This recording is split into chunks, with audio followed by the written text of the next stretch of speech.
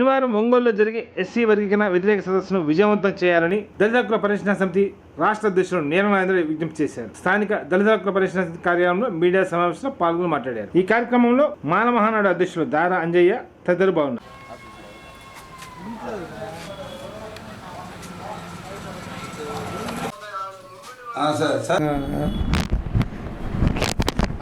ఢిల్లీలో కూడా అడగరు ప్రశ్నలు.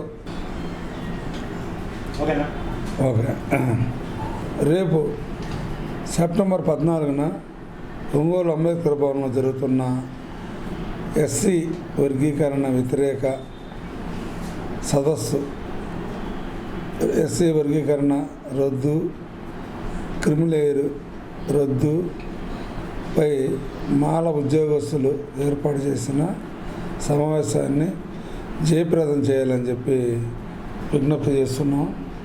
ఇది మాలమాదిగల మధ్య సమస్య కాదు, ఇది మనువాదులు సృష్టించిన సమస్య. సుప్రీంకోర్టు ఇటీవల ఇచ్చిన తీర్పు రాజ్యాంగ విరుద్ధం. ఎందుకంటే అంబేద్కర్ గారి దూరదృష్టితోటి రిజర్వేషన్లు అనేది ఎస్సీ రిజర్వేషన్ని రాజ్యాంగంలోని 9వ షెడ్యూల్లో పొందుపరిచారు.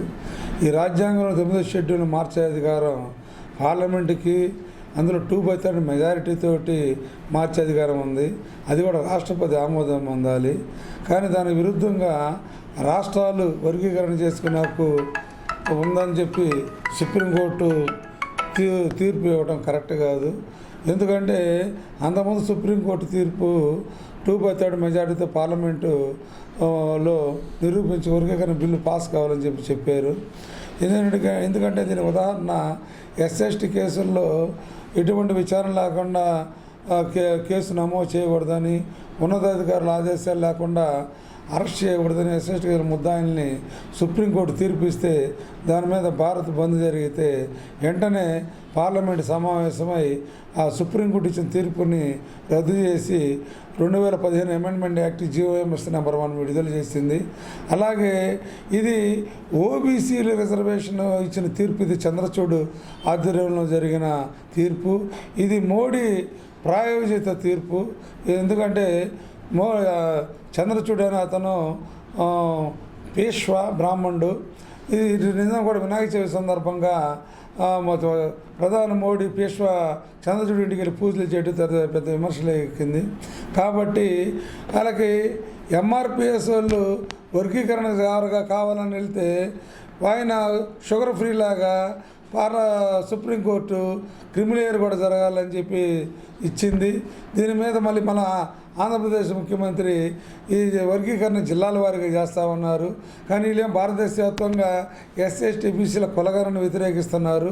కానీ SC/STల జనాభా నిష్పత్తి ప్రకారం ఉద్యోగాలు ఇవ్వాలి, SC/STల జనాభా ప్రకారం బడ్జెట్ ప్రవేశపెట్టి ఖర్చు పెట్టాలి, SC/STల సప్లా నిధులు ఖర్చు పెట్టాలి, SC/STల బ్యాక్లాగ్ ఉద్యోగాలు భర్తీ చేయాలి, SC/STలకి భూమి పేదల భూములు ఇవ్వాలి.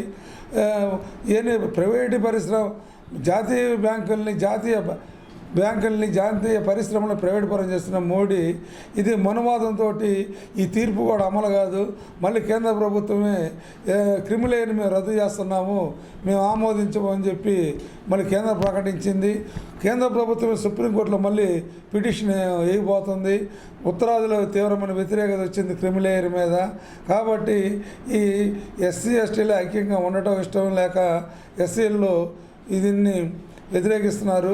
కాబట్టి నిజంగా మోడీకి కానీ రిజర్వేషన్లు వర్గీకరించాలని అనుకుంటే పార్లమెంట్లో బిల్లు పెట్టి ఎస్సీ రిజర్వేషన్ని జనాభా ప్రకారం దాన్ని వర్గీకరించాలని, జనాభా నిష్పత్తి ప్రకారం వర్గీకరించాలని చెప్పి మేము డిమాండ్ చేస్తున్నాం. కాబట్టి రేపు అంబేద్కర్ భవన్లో జరిగే ఎస్సీ వర్గీకరణ, క్రిమిలేయర్ వర్గీకరణ వ్యతిరేక సదస్సుకు హాజరయ్యి సదస్సును జయప్రదం